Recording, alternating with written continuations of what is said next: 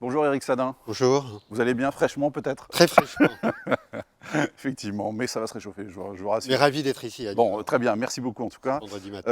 On va échanger pendant à peu près 20 minutes ensemble. D'abord, sur quoi l'attention doit-elle se porter quand on exerce dans un métier qui connaît une croissance telle que celle de la sûreté qu'aujourd'hui? Bah, vous avez parlé à juste titre d'euphorie. Alors, qui dit euphorie dit tout est possible, hein. Et tout est possible dit multiplication de produits, innovation continuelle. Et ce qui est marquant, c'est qu'on a quand même une petite histoire aujourd'hui. Nous sommes en 2021, l'économie de la donnée des plateformes qui s'est développée massivement et rapidement à partir des années 2013-2014. On a vu à quel point cette course à l'innovation a rendu possible la mise sur le marché de nouveaux produits, certes, dont certains ont été bénéfiques, mais on a vu à quel point aussi ça a perturbé de façon extrêmement désordonnée nombre de métiers, à quel point par dérive, par abus, par excès, par course continuelle, il y a aussi une modification de la représentation de la société en général, de l'industrie du numérique. C'est-à-dire? Ben, c'est-à-dire qu'aujourd'hui, il y a beaucoup plus de scepticisme, beaucoup plus de doutes, notamment relativement aux grands groupes, ce qu'on nomme les GAFA, mais plus généralement relativement à cette industrie-là dont on s'est dit qu'elle a imposé, je vais aller un peu loin, je vais être un peu fort dès le matin, comme ça, d'entrée, elle a eu tendance à imposer sa loi sans que la société, dans sa pluralité, dans son droit de faire valoir ses opinions, ses sentiments, n'a pu se prononcer. Donc, je pense que le temps est à de nouvelles négociations entre l'industrie numérique, l'innovation dite numérique, et la société et les usagers. Mhm. Vous parlez de dérive. Pourquoi finalement on parle toujours de dérive quand on parle de numérique? Pourquoi pas parler de bienfaits permanents? Et parce que, il y a évidemment des fonctionnalités positives, ça je ne le nie pas, mais il y a, la volonté, ça c'est très, très marquant. Ouais. Je voudrais que nous parlions aussi de cela à un moment. Mm. Il y a eu je l'ai analysé, vous avez dit que j'étais un des pionniers en France, je vous remercie. J'ai analysé livre après livre, la façon dont l'industrie numérique a permis d'entraîner ce que j'ai nommé une marchandisation intégrale de la vie. Ouais. C'est-à-dire par l'interprétation des comportements et par des systèmes d'interprétation, qui sont aussi des systèmes de recommandation, de pouvoir continuellement orienter les comportements, dire faites ci, Mm. faites ça, faites ça. Quelles sont les conséquences de cette course à l'innovation, alors dans ce secteur et dans d'autres, mais dans celui-ci puisqu'on y est? Bah, les conséquences, d'abord, c'est celle-ci, parce Mm. que la structure technologique le permet. Hein, j'ai notamment publié un livre sur l'intelligence artificielle. On y reviendra. Ouais. La structure technologique actuelle, elle est double. C'est des systèmes d'intelligence artificielle et c'est des capteurs. Et les Mhm. systèmes d'intelligence artificielle, ils permettent à la fois d'interpréter des situations et de recommander des choses. C'est ça qui est extrêmement important. Juste avant, sur Oui. cette course à l'innovation, est-ce qu'elle n'a pas intensifié la concurrence finalement? Ah ben, et elle a non seulement intensifié la concurrence, mais elle a intensifié à tel point que la concurrence était moins sur la qualité ou le prix des produits que sur la volonté de multiplier les produits. De façon. C'est ça l'innovation, Mm, mm. c'est l'idée. C'est-à-dire, on a une idée, vous savez, l'histoire d'Uber, de la naissance d'Uber. J'ai oublié je connais que lui, j'ai oublié le nom du fondateur, qui était à Paris, dans une rue, il n'avait pas un taxi, et il s'est dit, tiens, donc c'est l'idée, l'innovation, de ce qui a été nommé innovation numérique au cours des années 2010, c'est l'idée. Donc la concurrence, c'est une prolifération de nouveaux produits. Mhm. Et qui dit prolifération dit, je reviens à cela, hein, à vouloir offrir des produits, concevoir des produits pour chaque moment de la vie. Mm. Et il y a un moment, les usagers, la société, c'est ça le risque aussi. Et ce que j'ai bien vu point, la société dit, on n'en peut plus, c'est C'est trop, trop. c'est trop. C'est trop, Ouais. c'est trop. Mm. C'est-à-dire, dès que je me lève, Mm. on peut déjà en parler si vous voulez, Mhm. Stéphane. Dès que je me lève, J'ai une boîte qui me dit. bandeau Attends. connecté. Ouais, bandeau connecté. Analyse supposée Mm. de la qualité du sommeil, Ouais. selon des paramètres dont on ne sait rien, hein, Ouais. ou balance connectée, qui en fonction de l'évolution de mon poids me conseille Mhm. des séjours à la montagne ou des pilules de bien-être, Voilà. et le miroir connecté, enfin tout est à l'avenant, c'est-à-dire cette double structure technologique qui est aujourd'hui installée, qui est développée, qui est en place entre les capteurs, dont l'extension c'est moins développé que ce qu'on pouvait imaginer il y a quelques années, mais il n'empêche que, hein, les capteurs veut dire interprétation des comportements, et des systèmes enfin, captation des comportements et des systèmes d'IA qui interprètent et rétroagissent, sont capables de signaler continuellement, il vous faut ça, il vous faut ça, il vous faut ça. Je vous donne un exemple. La Google Car à terme, ou la voiture autonome, Mhm. sera un organe d'interprétation des comportements. C'est-à-dire le langage, les conversations échangées à l'intérieur de l'habitacle. Oui, pas seulement nos habitudes de conduite. Eh Alors, oui, bien même sûr, nos nos habitudes de conversations. conduite Ouais, c'est vrai. disparaîtront. Ouais, c'est C'est vrai. plutôt nos Oui, trajets. oui, C'est oui, plutôt bien nos sûr, trajets. bien sûr. Mais interprétation du langage naturel, mais Mhm. aussi, et ça par exemple pour la sûreté, Mhm. pour le monde de l'assurance, on voit bien que là il y a tout un champ. Analyse de la sudation sur les sièges, c'est-à-dire de notre sueur. C'est vrai. Les brevets ont été déposés. Donc on voit quel horizon, Il faudra conduire que quand il fait froid comme ce matin, en fait. par exemple, ou en tous les cas, et aussi analyse de nos Oui, visages, oui, bien sûr. avec ce qui est nommé informatique émotionnelle, de nos états supposés. Et en fonction de toutes ces informations, l'enjeu est de vouloir pas seulement nous piloter de Niort à Paris, mais nous piloter à la pharmacie la plus proche en fonction de nos états supposés, dans le restaurant le plus proche. Ouais. Et cela suppose qu'on veuille continuellement coller au comportement. Ouais. Hein. Vous disiez dans votre livre il y a 3 ans, le livre L'IA ou l'enjeu du siècle, vous voyez derrière l'IA un anti-humanisme radical, une main invisible automatisée où le moindre phénomène du réel se trouve analysé en vue d'être monétisé ou orienté à des fins utilitaristes. C'est Oui, c'est-à-dire radical. qu'avec ce dont nous parlons, il faut aussi parler du temps réel. Hein. Mm. C'est-à-dire que de plus en plus, les comportements sont interprétés au moment même où ils se déploient. Et si nous parlons du domaine de l'assurance, il y a un slogan qui est apparu aux États-Unis il y a quelques années, qui est ô combien éloquent sur à la fois la situation technologique, les produits qui peuvent être mis sur le marché et ce qu'il se passe. Et quel est ce slogan ou cette formule?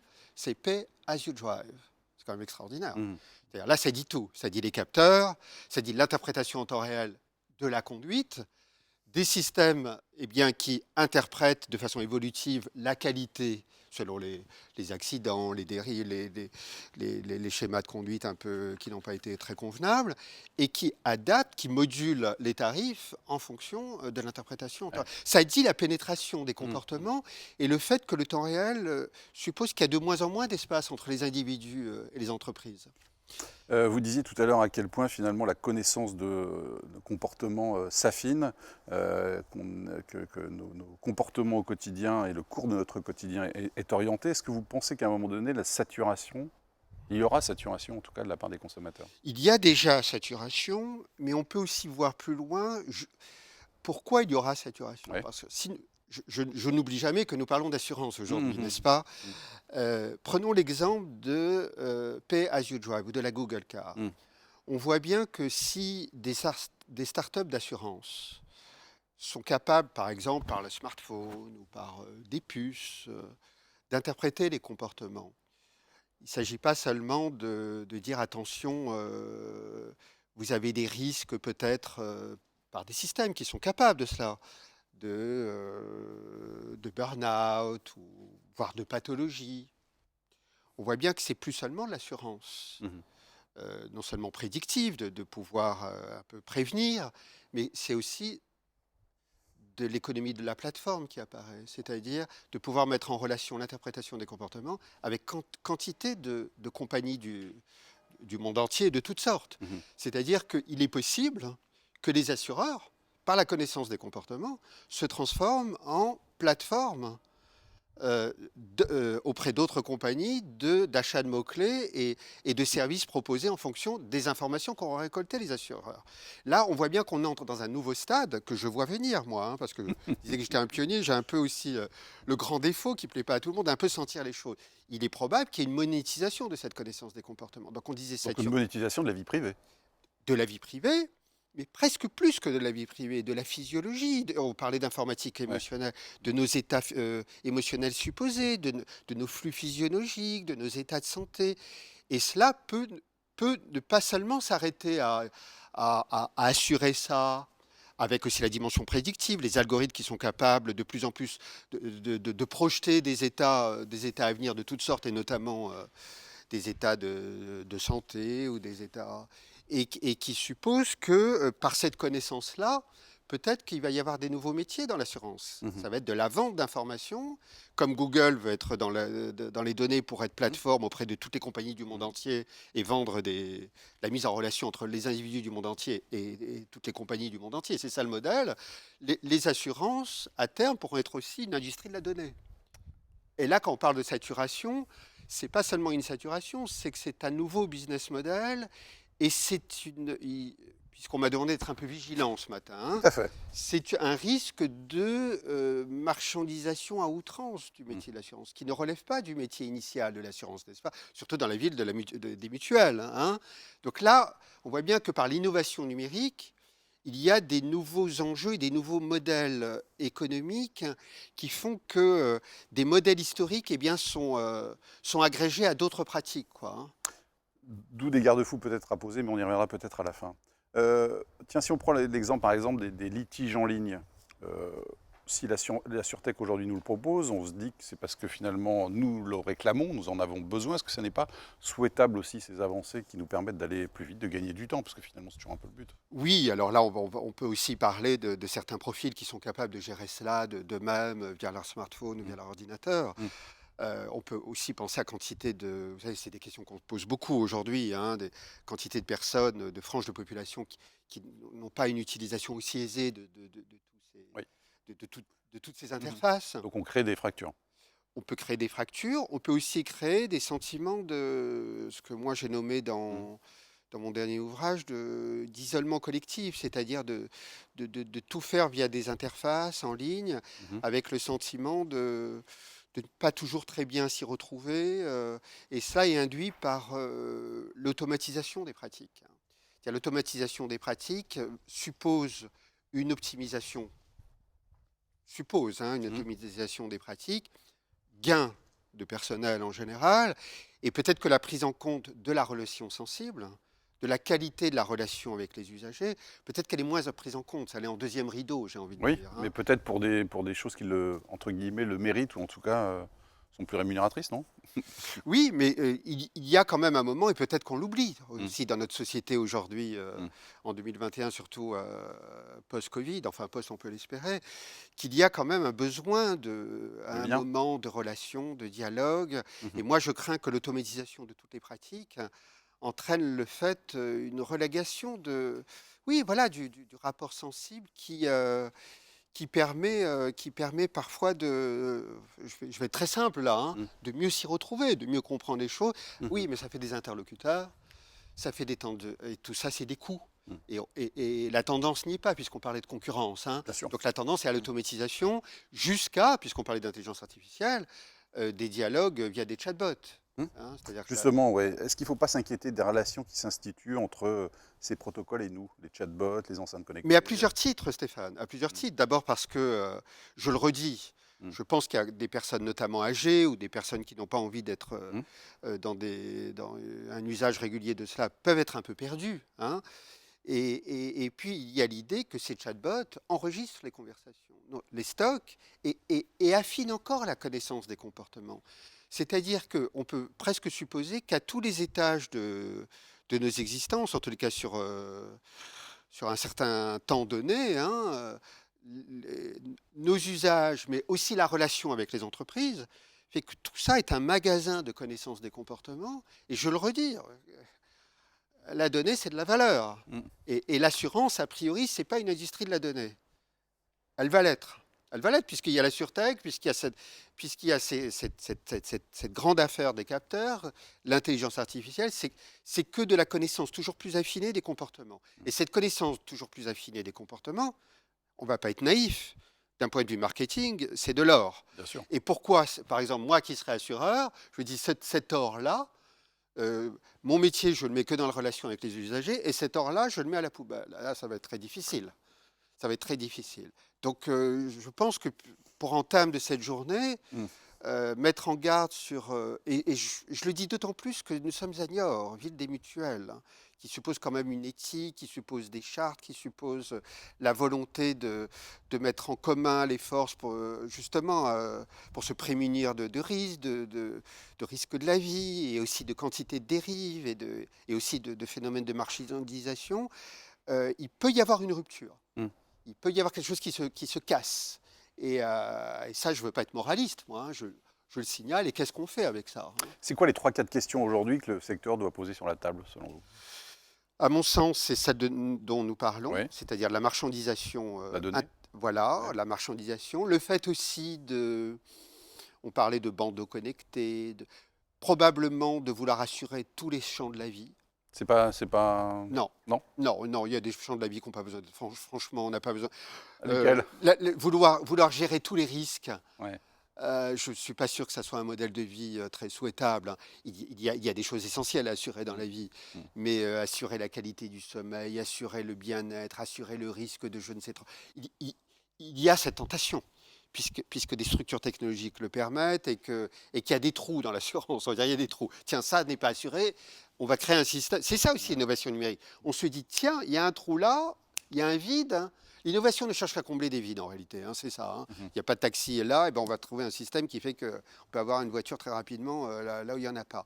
Combler des vides. Donc combler des vides, il n'est pas sûr que tout ait besoin d'être placé sous assurance. La deuxième chose, nous l'avons dit, c'est la nature du lien avec les usagers. Mhm. Je crains que l'automatisation, les chatbots, les plateformes fassent que là, quand on parlait de saturation, il y ait une fatigue, il y a une sorte de désorientation aussi des usagers. On administre notre vie, finalement. Il y a l'idée de ça pour l'assurance d'administrer la vie Ouais. entière, et puis paradoxalement de se retrouver un peu renvoyé à nous-mêmes quand même, hein. C'est-à-dire, moi je sais que quand je dois tout faire en ligne, Mm.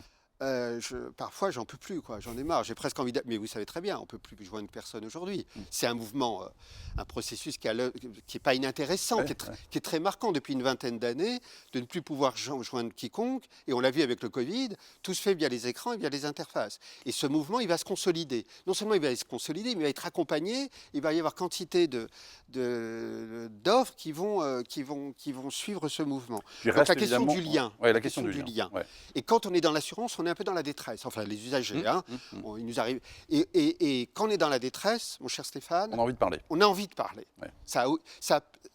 Parce qu'on On n'a pas envie de appelle, prendre une photo et de faire un film de ces dégâts et de l'envoyer par Internet. voilà, et ça fait office de catharsis de Ça, parler aussi, d'accord. hein. Ça fait du bien, Mhm. même on dit, c'est pas seulement aidez-nous, c'est on a envie de parler. Mhm. Alors si tout est en ligne, il y a quelque chose où on est renvoyé à nous-mêmes. C'est un paradoxe, on veut tout Mhm. assurer. C'est vrai.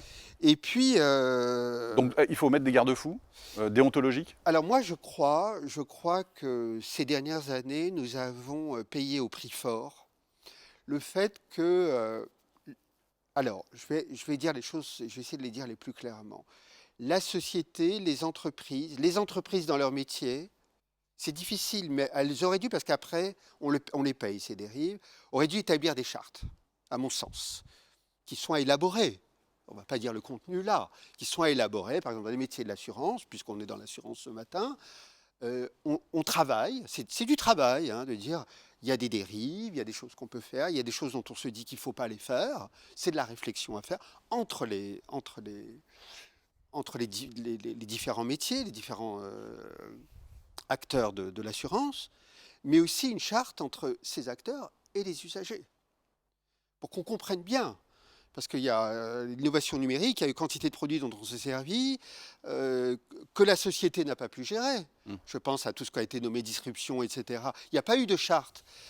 Il y a des métiers qui ne le méritaient pas, qui l'ont payé au prix fort, mais il y a aussi la société qui s'est trouvée un peu désorientée, parce que ça n'a pas été organisé. Je pense que les années 2020 doivent être davantage structurées, faire davantage l'objet de réflexions en commun, et de ne pas tout réguler de A à Z, mais de se donner une sorte de travailler sur des grands cadres qui font que, eh bien, on se prémunit de dérives, on est conscient de choses qu'on peut faire et ne pas faire, et puis on essaye de prendre en compte, peut-être, davantage, on en a parlé, les besoins des usagers, et le fait qu'il faut probablement, je pense que cette période est terminée, mais c'est humain de vouloir continuellement offrir, de ne pas continuellement l'assaillir. Je pense qu'on ne veut plus être assailli, on voudra plus être continuellement assailli.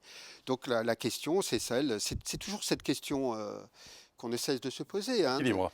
à la fois de modèle économique viable, Mmh. mais à la fois de la juste mesure. Mais la juste mesure, ça fait office ça doit faire appel, ça doit engager de la confrontation, Oui, parce que voire comment trouver la juste mesure quand la concurrence s'intensifie? Alors Eh oui, c'est ça la question. eh oui. C'est pour ça que la charte entre les métiers, Ouais. et qui s'y tiennent, Mmh, c'est-à-dire, mmh. et que peut-être même tous les acteurs du secteur signalent qu'ils ont signé cette charte. Parce qu'une charte, c'est quand même le résultat de réflexion et Mmh. de prise en compte. Et une charte, ça ne s'élabore pas et ça ne se signe pas en 24 heures. Une charte, c'est d'abord une volonté d'essayer d'agir un peu justement, de façon éthique, hein, et de façon un peu convenable et sans excès. Et ça, c'est du travail. Moi, si je peux me permettre de donner Ce sera la conclusion. Ouais. la conclusion, mon positionnement, c'est qu'il devrait y avoir ce qui n'a pas été suffisamment fait. Il devrait y avoir des séminaires de travail, notamment pour le champ de l'assurance, entre les différents secteurs. Et ça peut prendre 1, 2, 3 mois. Il peut y avoir des juristes, il peut y avoir des usagers, Des philosophes. des philosophes.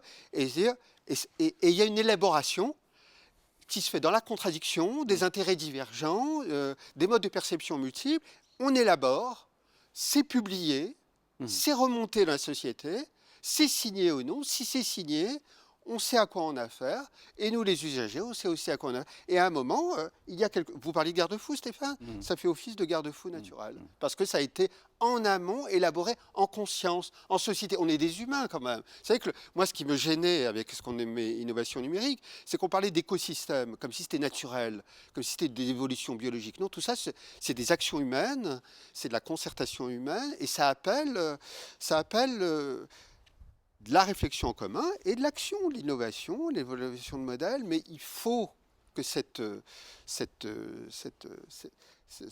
cadre-là de prise en compte de toutes les problématiques, de tous les enjeux juridico-politiques et de la place des usagers et de ce que suppose d'offrir des services, fasse l'objet de chantiers de réflexion qui se formalisent et qui soient rendus visibles et qui fassent que, eh bien, je terminerai sur cela, nous savons en pleine conscience à quoi nous avons affaire et nous donnons notre assentiment à des choses dont on nous a permis de savoir à quoi nous avons affaire. Je pense que ce sont des enjeux capitaux pour les années qui viennent. On ne regrette pas de vous avoir invité. Merci beaucoup, Eric Merci Sadin, à en tout vous, cas pour cette Stéphane. prise de hauteur. C'était passionnant. On va plonger maintenant donc, dans l'écosystème de l'InsurTech avec un premier entretien dans un instant avec nos deux invités autour de l'Open Insuring. À tout de suite.